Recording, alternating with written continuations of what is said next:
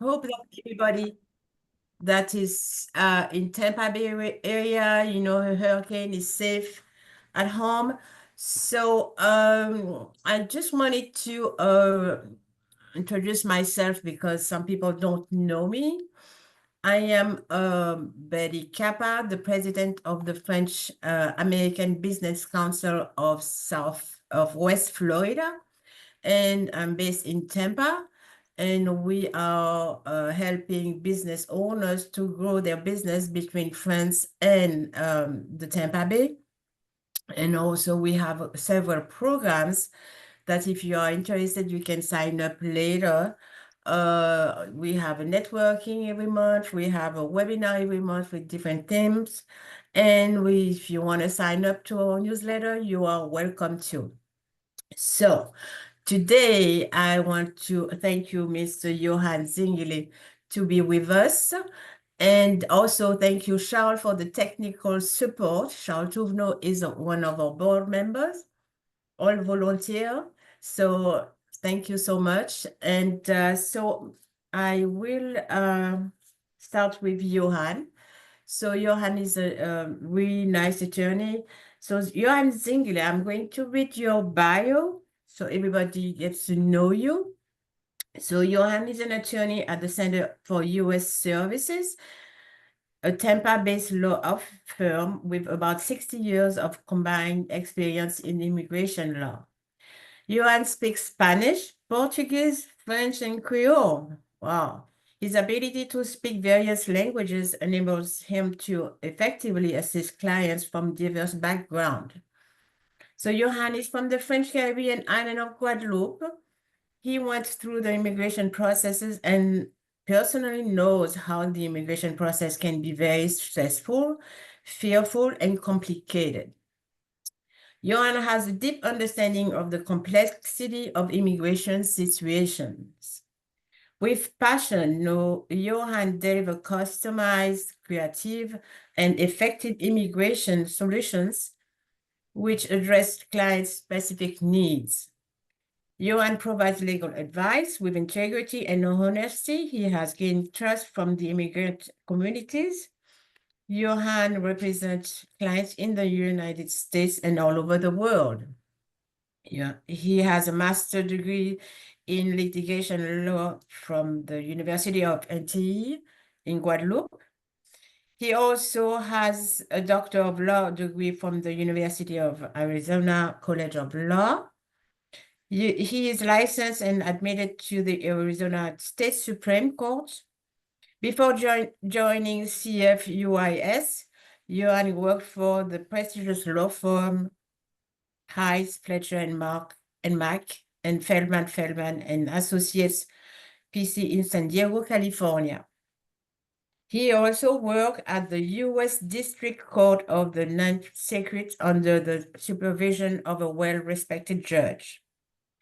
He is also, oh wow, that's a lot. He is also the author of Tampa Bay Remains a Destination for Immigrant Investors and of Could the COVID-19 pandemic be a blessing in disguise from an immigration perspective?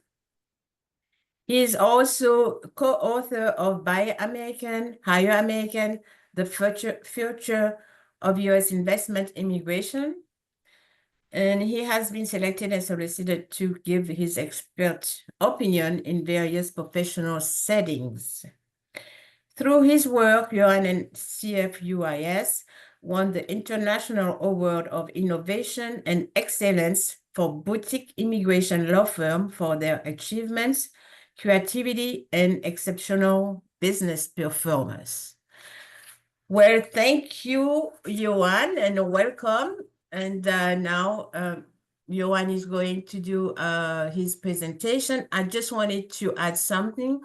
So if you have questions, please put your question in the chat. So at the end of the presentation, we can all, Yohan will be able to answer all the questions.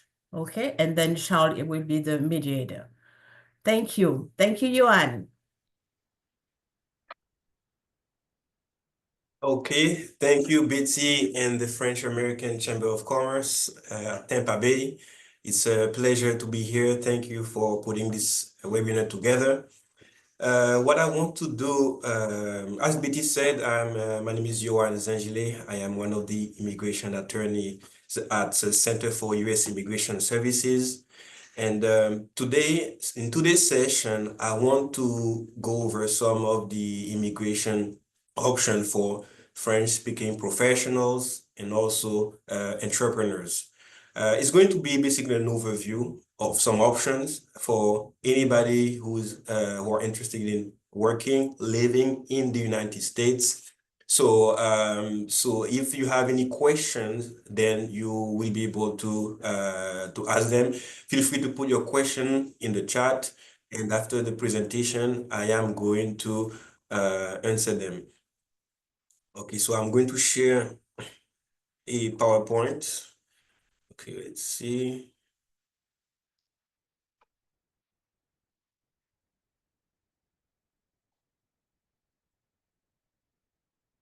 Okay, I think it should be fine. Okay, do you guys see my screen? Okay, great. Oh, okay, so let's get started. So I'm going to cover some options, and let me see here. Perfect. Okay, so I want to start with the EB2 National Interest Waiver. So this option are for foreign individuals who are going to contribute to the United States and based on their skills and in a specialty area. So basically they would ask the USCIS, United States Immigration Services, to give them, they will solicit the green card because of their specific endeavor and project that is going to contribute to the nations overall. So there are three main criteria. The number one, the endeavor and the project has to have a substantial merit and a national importance. So when we talk about substantial merit, you have basically we are talking about an area that is important for the United States. And we know that, for example, you have business development or job creation, advancement of technology, healthcare. Those are some of the areas that the United States they are really interested in. So it can be there are more areas, but I just give some of them. So that's why when we're talking about substantial merit, they are referring mostly to this to area that is quite important, valued by the U.S. government. Also, the other item is national importance. So basically, when you come under that visa, you have to be able to show that your project, your endeavor has a national importance, meaning that it's not there to just provide specific service or benefit to a specific company. Um, it doesn't matter how well the company will do with you. They want to see the global impact over in the nation, in the region. They want to see whether having you here in the United States, how is gonna contribute at a bigger level, and bigger scale. And they want to see the societal value of having you in the country. So that those are important points. Then the second important items I would say is they want to see whether the individual is well prepared or well positioned to do what he or she promised to do. So basically, they will look at the experience of this person, the skills. Does this person have any reward, or does the person has any achievement? What did this person do? How the professional community in this area consider that person, whether this person has any licensing, has the person done or written, has it written articles, anything that shows that the person is well qualified to undertake that endeavor and that project in the United States. Again, we are talking about national interest, so it's not something that it's not everybody, of course, that would qualify. It depends on the background of the individuals. So those are some of the things that they may ask. Now, last item, the benefit to the United States. Basically, the national benefit of having this individual in the United States has to be important enough, I would say urgent or important enough to allow this person to come to the United States without having to show a job offer. Generally, you need to show to have a job offer and show that you will not displace you as a worker in the United States. The exception is if you can demonstrate that the benefit of having you is higher, so they will accept to waive what they call labor certification. The labor certification is when the employer has to show to go through a recruitment process and show that they did not find any US worker for the job before hiring a foreign individuals. So if depending on your skill, depending on what you are going to do, so you are requesting the US the government to waive, not to take into consideration the job requirement. So that's pretty much what it is. And then the last item is the education requirement. So the education requirement, you have to have a master's degree to apply for this benefit. But also, if you don't have a master's degree, you can, if you have a bachelor and years of experience, you may be able to qualify for this option. Let me see here. I see that there is somebody trying to come in here. Let me see. Charles, let me know if try to need to admit. Again, 1 second.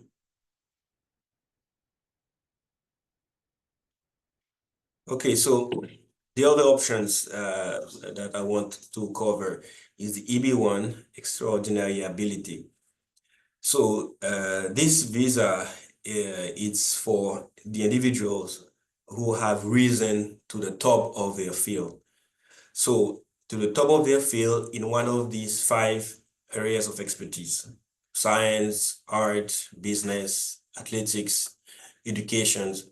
Of course, it can be sub areas. The more important is their specialty fall under these 5 categories. So these are for the extraordinary ability. And here, the good things for with this visa, it is a permanent visa. This visa gives the green card, and you do not have to have a job offer. The job offer is waived because of the skills, the expertise of the individuals. So you can apply with it without employer, but you still can do it with a US employer. It's an option. The more important is that you fit under the criterias. There are 2 categories of criterias. Number 1, any individual with a major international award, but we're talking about Nobel Prize, we are talking about Oscar winners or gold medals at the Olympics. So those one would be, not too many people may qualify, may fall into it, but if those one, they have that, so they would qualify directly for that visa. But I want to talk about the second part of the criteria. If you don't have, what happens if you don't have an international award, a major international award? Then there is the other options. The immigration services, will look at if you have 3 of 10 criterias. There are several. So it's gonna be, for example, maybe an award, an international national award at lower level. It can be, are you part of an association or organizations based on the achievement, your achievement? It can be also whether the person has publication as his author and have published different articles in professional journals. But also, it can also be, are there any publication about that person, about the work that this person have done? Another criteria is the salary. They will see whether you are earning more above your peers in your area of expertise. Other criteria would be to the type of whether you had a important role for an organization which is what I would say reputable organization. If you had, for example, you're a manager of a company, and over the last three or several years you you have done an important job for a reputable organization, you may be able to qualify you to meet that specific requirement. Another thing they would see is whether the individual has been called, solicited as a judge to evaluate the work of others, of his peer, whether individually or part of a panel. So there are different, in total, we're talking about 10 different criteria, but they will look at the totality of circumstances. They will look at overall the candidate, what he has done, and focusing on some of these criteria. So this visa gives you the green card, so which is good. So even if you have never done anything in the United States, they can approve that visa, whether you live in France or wherever. It depends on what you have done in your area of expertise. And finally, family immigration. So you can immigrate with your spouse and also your children as long as they are under 21 years old. For immigration purposes, somebody is considered a child when he's under 21. Before 21 years old, that person is considered a child. Okay, so if you have any questions, again, feel free to put your question in the chat. Okay, let me go here. Okay, so I want to talk about now the L1, a intra-company transfer executive or manager. So this option, we are talking about what is gonna have foreign company, US company involved. It's twofold. Number one, if a US company has a foreign office, an office in France, for example, they have the ability to transfer the executive or manager from the foreign office to the US office. So that's one part of it. But the other one is if the company, for example, in France, wants to expand, want to establish an office, a new office, they can do that by sending an executive or a manager to the US to create a new office. It's gonna be first for 1 year, they will give the visa, and then it can be renewed for a total of 7 years. So for this visa, they will make sure that the foreign company has to continue operating. So you cannot just shut down the company in France, but he has to continue having his employees working, but in the same time, having this manager coming to the United States to set up that office. It's quite heavy on documentation. They really want to see detail about the foreign company, the organization chart, payroll, taxes. It's gonna be quite a lot of information. But the good news with this one is that you are not subject to a specific amount of investment. There's no amount of investment for this one because unlike the other visa that I'm going to talk about, the E2 visa. So this one is a temporary visa. It doesn't lead to the green card. As I said, so maximum you can have 7 years. It may be a good option for those who do not know whether they will want to stay in the United States or may not have the all the funds necessary to do a higher level of investment. So this something that they may consider. Okay, so now next one, the E2 investor visa. So basically, the E2 investor visa are for the nationals, for those whose country has a treaty agreement with the United States. You have different countries. You have some Latin American countries, European countries. You also have some Asian countries and African countries. The more important is the principal investors has to be national of one of these countries. And for France, France has this option. Canada also, they have the option for E2 visa.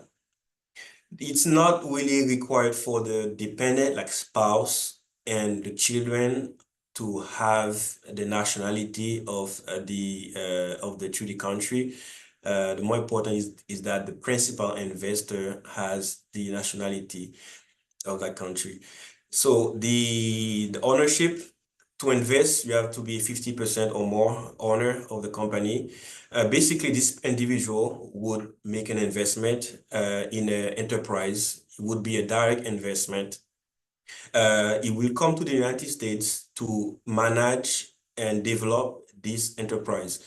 There are two options. This person, she or he, can purchase an already established enterprise. This option may be good for those who don't know how things work here. Instead of having to do something from scratch, they can purchase a business that is already existing. But it doesn't, you have to make sure that the business is profitable, because you have to show that you will continue to create jobs. And the other option is for the individuals who are coming to establish a brand new enterprise, registering a company, buying the asset and all that. So there's no problem as long as they set the company and they meet the requirements. The important thing what we need to know is not having a business, yes, is great, but it should not be marginal. It should not provide revenue just for the investor and his family. It has to create jobs. The investment amount, we are talking about substantial investment, which is a sufficiently high amount of investment, because the USCIS, the immigration services, they want to make sure that the investment is sufficiently important, and they consider it as like this for them give them an idea that this investor is serious about the investment, and they know that it's more the likelihood of success is higher when the investment is higher. So it's better to invest in the higher investment, but you have to show that you are investing the money, or all the investment has been done. Basically, you have to show that before the visa, you have invested the funds. And finally, this is a non-immigrant visa. So this one allowed the investor to remain in the United States for a few years. For France, it's about since November 2023, they have 48 months, which is about 4 years. 4 years, but this can be renewed without limits. It can be renewed. Some countries, it would depend on the country how long they will give the visa. But I know that for sure for the French citizen now, they increase it to 4 years. But it's a non-immigrant visa. That means that it doesn't give you the permanent residence, but you can use that to maybe transition to other type of permanent visa. So that's good to keep that in mind. Again, if you have any question, feel free to put your question in the chat. I'm gonna continue here. Okay, so now the last investment option is the EB5 investor visa. So the EB5, these are for those who are going to invest in a commercial enterprise for a specific amount. There are different level of investment. The investment, the one is $900,000 in what you call a targeted employment area. And these are area, for example, with high unemployment rate or rural areas.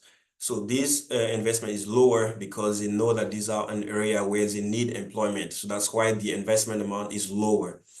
and the other amount is 1.8 million. Before it was 1 million, but they recently increased the both amount. So now it's 1.8 million, the regular amount. So that means you don't have to invest just in a targeted employment area. This is any other places, any other location. So you have to meet the investment amount requirement. What's very important is that you create job within 2 years of investing. So 2 years, we are talking about full-time jobs. Full-time jobs for US worker. There are two type of investment. You can invest uh, you can make a direct investment. Basically, you can decide, you say, look, I'm going to buy a company or I'm gonna build from scratch my business. Uh, you have the opportunity to manage it. You can do it with yourself and then create 10 jobs or more. Or you can invest in regional centers. Regional centers, they are centers where they have different projects. You have different investors that can invest in this project. And basically, you are investing the funds just for the purpose of getting the green card. You won't be able to manage the business. You won't manage it, but you will do it based on just allowing you to get the permanent residence. And that's the purpose of that visa. So, uh, to so what is the benefit investing in the United States? So basically, you as an investor, so you can establish your business startup, you can buy a new business, it will allow you to create wealth, but also not only to work, but also your spouse has the opportunity to work also. And this we're talking about the temporary visa, and those are lead to a green card, and those that are temporary. The children, I said children under 21 years old, they can come with their parents as a dependent. And so those are some of the items that may be practical. So the type of business you can invest in, it's quite broad. There are different industry. You can invest in a food business, like restaurant, bakery. You can invest in a construction business. I know that it depends on the area. It depends also where you will find the opportunity, what is best for the business. You can invest. There are clients that they decide they want to buy, invest in a roofing company or cleaning company or landscape.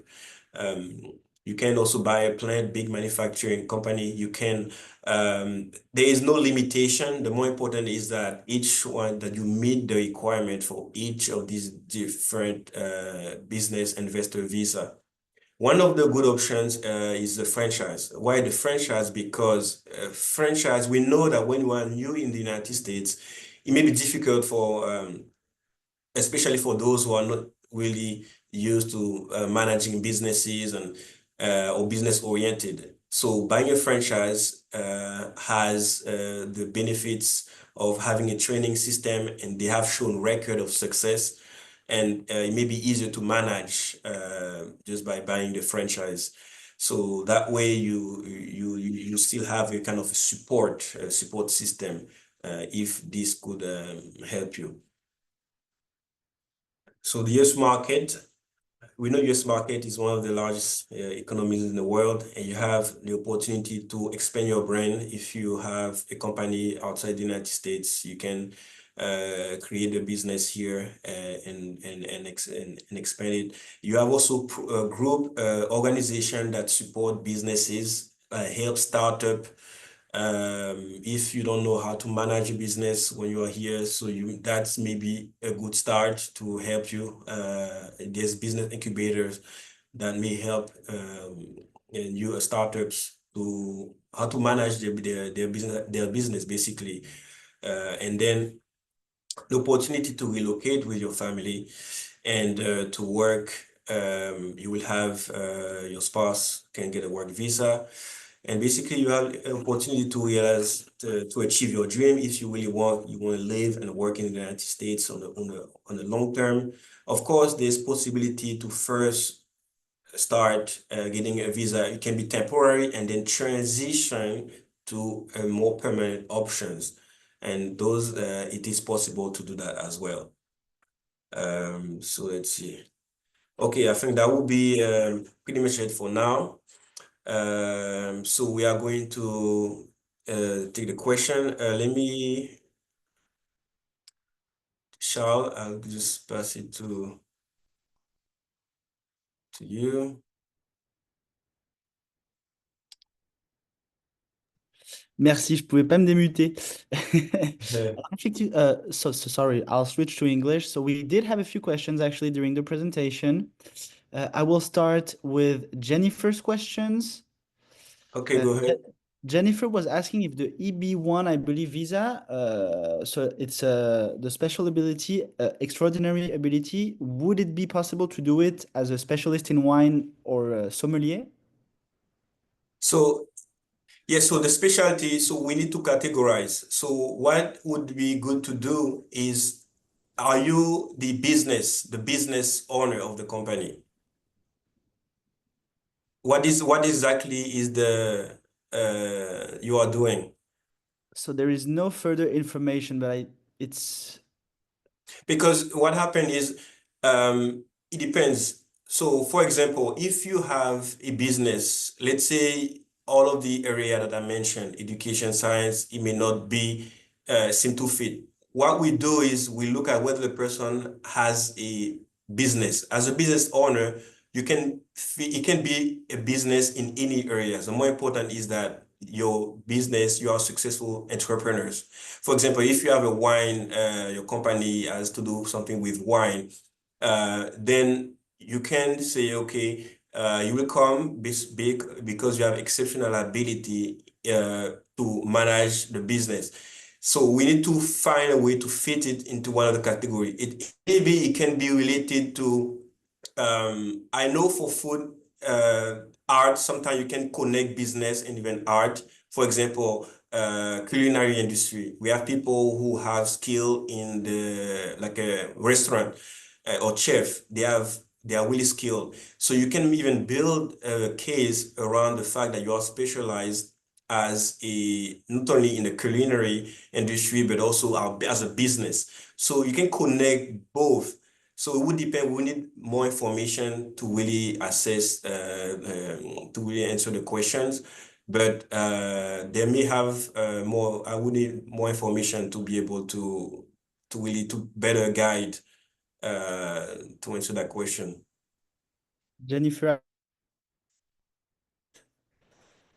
I see that Jennifer is speaking, but you are muted, Oh, guys. okay. We cannot Let hear me you. let me okay. Let me see if I can. Yeah, yes. Hello, Do you Jennifer. hear me or not? Yes, go Ah, ahead. salut Charles. Salut. On s'était rencontrés à Moulin I Blanc. remember, I remember. Ok, donc la question. Alors, my English If is possible not in English, perfect. yes. Maybe you can make a translate, Charles, is better, I think. I can try. Okay.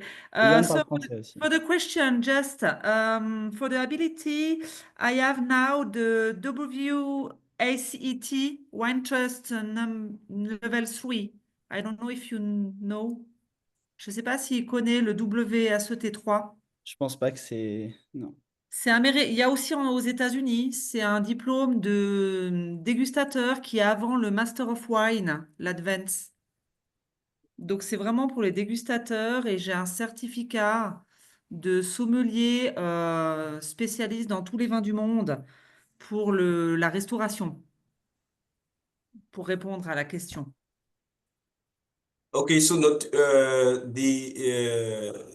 so working basically you got a certificate based on the expertise in wine. Yes.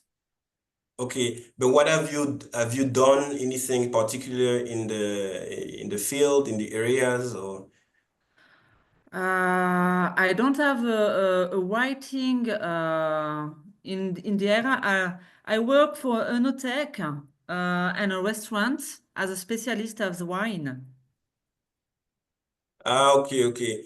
Yes, so one items, because by just the diploma is not something just in itself that would be sufficient. We are talking about if you have other items that you have done, that's more the thing that they will look at. If you have some of the criteria that I have described, if you meet some of them, just having just one, for example, certified is not sufficient in itself.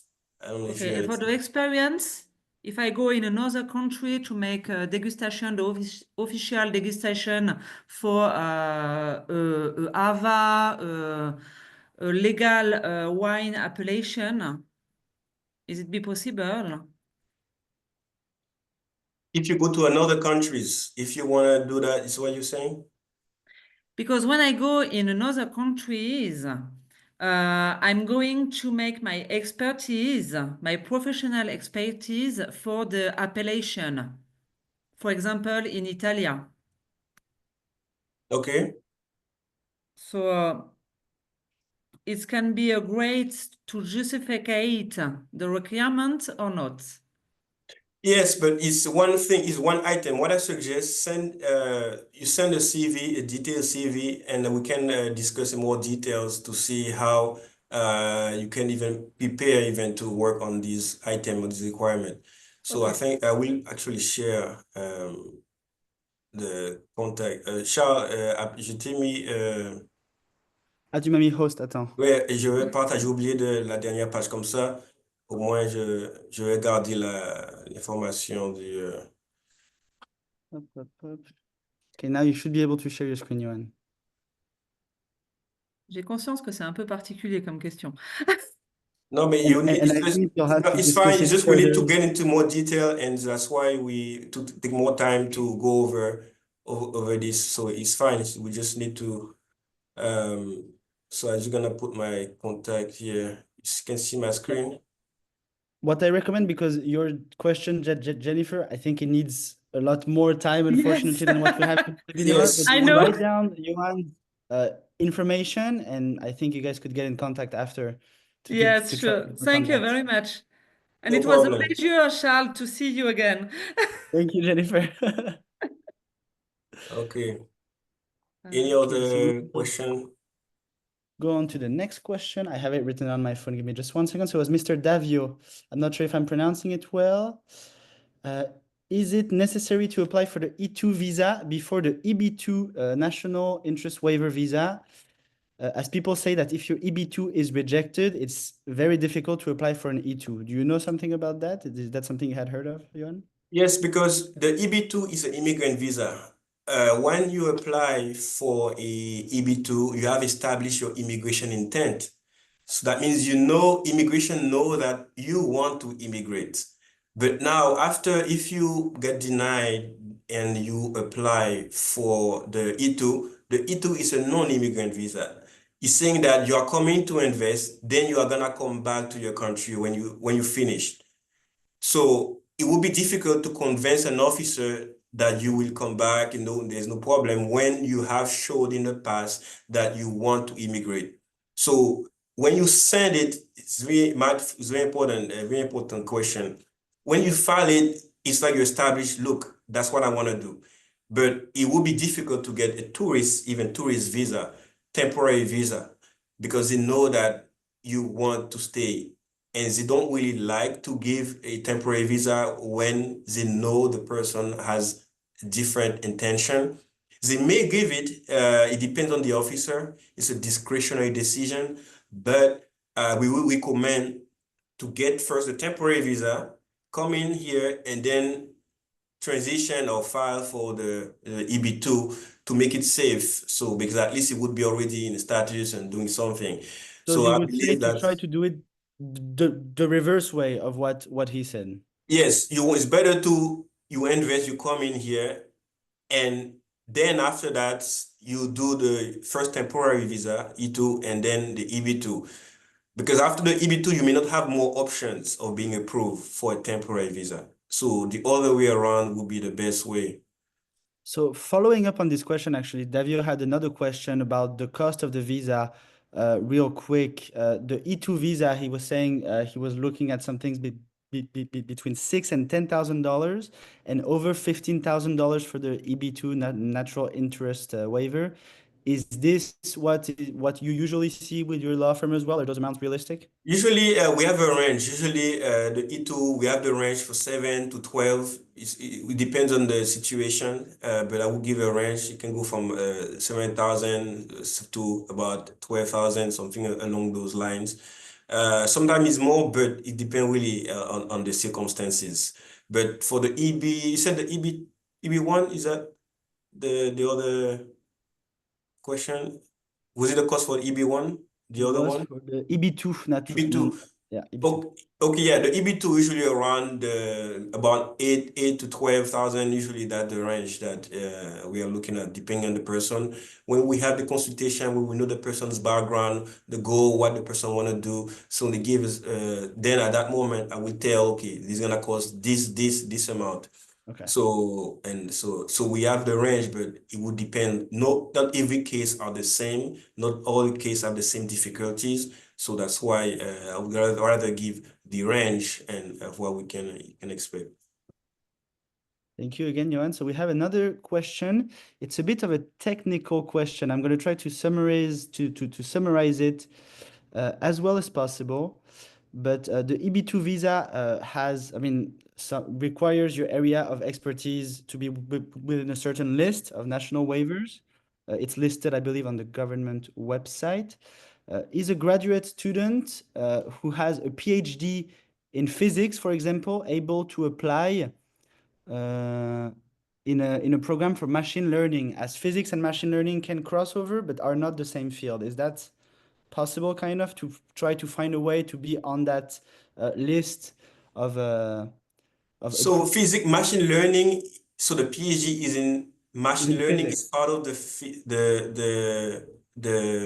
It's a the PhD in physics. physics, and the Okay. person wants to apply in machine learning. Is that something that can be Yeah, possible? so what happened is there's possibility. The more important is what are you gonna do in machine learning? What things as long as you have the ability to show that, okay, first of all, you need to see that these specific areas is important, the United States may contribute, because sometimes USCIS officers, they don't really know, they have no idea. I'll give you an example. I had EB1. This one was an extraordinary ability professor, and it was based on numerical analysis. I have no idea. I have no idea what was numerical analysis. Okay, I understand numerical, but then I did search and I realized, okay, basically his area is math generally, but then in that area, he was in numerical analysis. Basically, that area allowed him to know use calculation to know about the weather, prediction, all this. So to come back to this physics, and so there's possibility. The more important is that the machine make. Can you say that again? Machine learning? Machine learning is something that is important. What do you do with machine learning? That's the one point. So we can get into the details, and so we can. Is there's possibility? There's way. It depends on what machine learning. If nobody needs machine learning, it will not be helpful. But if we know machine learning, it allow you to, I don't know, to anticipate, to prevent, or to know things. I don't know yet, but it's when you search it, you know more about it. So it may work. So what I suggest, you just send a detailed CV, and then we can get a consultation to get into the details about whether it's you're a good candidate for that type of visa. Perfect. Well, thank you. And again, because all of the questions that I see, they are pretty personal. Usually more information is needed. So again, guys, Yohan does his best to answer it, but he needs Yes, specific because sometimes I information to understand that you guys want to no get answer. answer right away, which is no problem. But if you want to do it right, you don't want to say yes, okay, it's good. No, it's more detailed, because it's, the EB2 is subjective. The EB1, I believe, is objective. Recently, the EB2 has been a little bit more, they have been really higher standard because many people are doing it. The EB1, when you look at the criteria, it's maybe more straightforward. But the EB2 is subjective in a sense that there's no straight answer. It would depend on details, how this person can contribute to the national, have a national impact, directly or indirectly based on that specific specialty. So they look at really the specialty, not just is good in, for example, physics or math. They will say exactly, show us exactly how you are going to contribute, if how you're gonna implement your project. So that's why I cannot sometimes give a direct answer. We like to review. I'll tell you, okay, what you need to put in a CV, how so I can review it, we can discuss it. What is the strategy? So if you want to do it right, it's better that we get more set specific time to go over what you have done, because I would have more question about each items, all the work you've done over the years. So that's why it may not give you a straight answer right now. Thank you. And so I follow up with a question from Dorian. Dorian seems to have a job in the US under the OPT status, and he would like to fly to France for the holidays that are coming up, actually. Is he going to be allowed to come back to the US? It depends. The OPT, because the visa expired all year. What is the visa? It depends. Is the visa expired? We don't have any further information. So once again, Dorian, I would recommend you reach out to Yohan directly. Again, you have his information right here, guys. So don't hesitate to take a screenshot or write down the phone number and address email to contact him later on. More information is going to be needed for that. George would like to get the slides at the end of the presentation. I'm not sure if that's going to be possible with you, Yohan, but I think we could send it to Okay. Yeah, we'll share the look into presentation, if it's okay with you. We also have a last question from William, actually, that just popped up. How difficult is it to get an O visa? So O visa, it would depends on your background. It would depends on all these visa. It's not easy, but it's possible to get it, and I've done quite a number of them. It would depend on the background, what the person has done. Why it's not the all difficulty would depends. Well, yes, because if you know somebody's a soccer player, for example, he has won golden Like Messi, award. for example. You see, well, exactly. Clearly. I mean, people, you see in the news, you tap the name, it pops up. So those one, I would say, kind of easy, no problem. But if when they look at you, they don't really see. Sometimes you have to build the case. You have to build it. So that's why it can be difficult when you may not have exactly, and you have to help USCIS officer who doesn't know anything to convince them, okay, look, this one is important. It's basically you take a citrus, you take a lemon and you press it, you make juice out of it. So that's why it's difficult. Yes, difficult depending on the person, depending on the background. But some of these items can be built upon maybe 2 years or more down the line. So that's to do it strategically.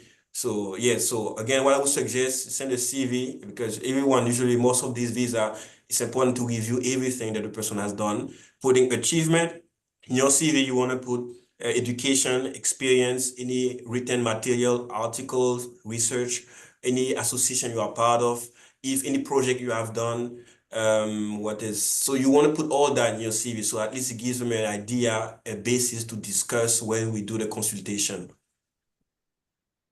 I see another question. It might be the last so far. What is the process or is there, and if so, what is the process to transition from an E2 visa to the green card?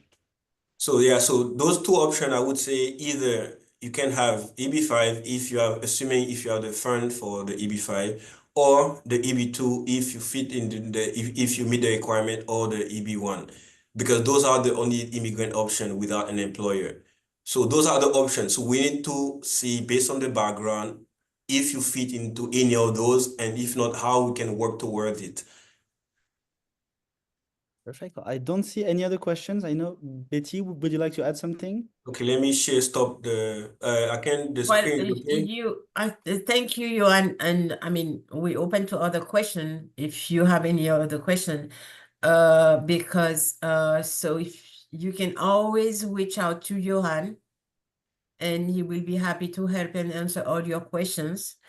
And I think we don't have any more. So my question was actually for one of our members, because he couldn't be here.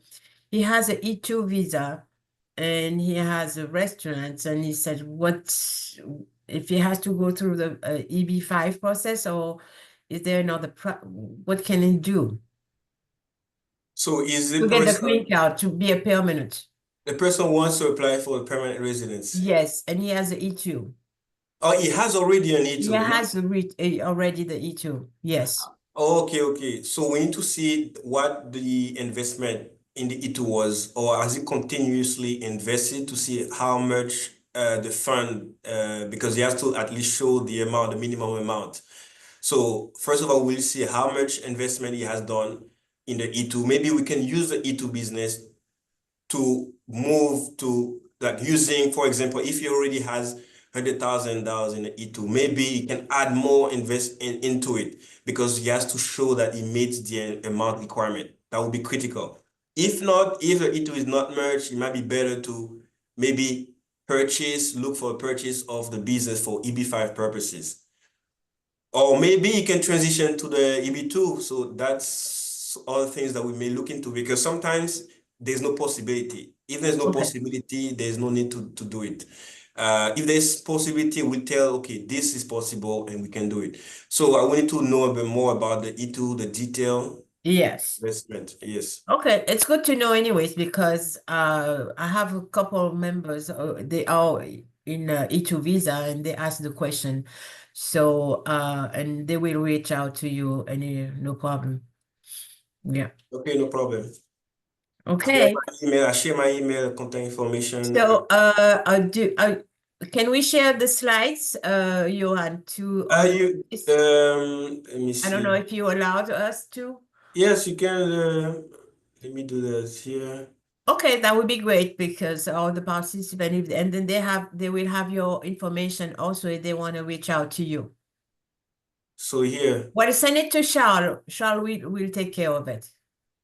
okay, Thank you, I'll send I this. have it anyways. I just wanted to know. Okay. I wanted to have your permission. And just real quick as well, I would like to take our participant right now. I have the quick list in front of me. It's going to be quick. William, there's Mr. Davio, Paola, Mohamed Mourabit, Kessia Berry, George Fritula, Dorian, Jennifer, Amandine, and of course, Johan and Betty. Thank you very much. Well, thank you, everybody. Thank you. And if I have any question, just keep sending a message. You will be on our next newsletter. So so you will see what the topic will be for next month in October. Very interesting. And thank you so much. Okay, take care.